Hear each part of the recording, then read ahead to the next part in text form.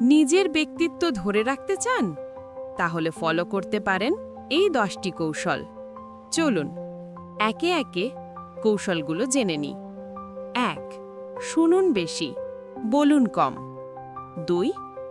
কৌতুক করে হলেও মিথ্যা কথা বলবেন না। 3.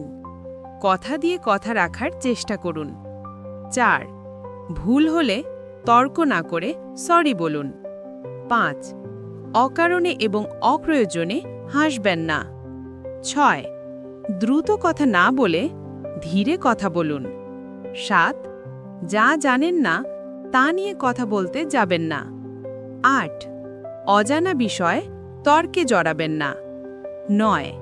কেউকে বোঝাতে যাবেন না যে আপনি শ্রেষ্ঠ। 10.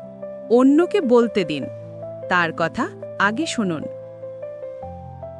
ভিডিওটি যদি ভালো লেগে থাকে তাহলে একটি লাইক দিন, কমেন্ট করুন আর শেয়ার করুন। আর হ্যাঁ, এরকম আরও ভিডিও পেতে সাবস্ক্রাইব করতে ভুলবেন না।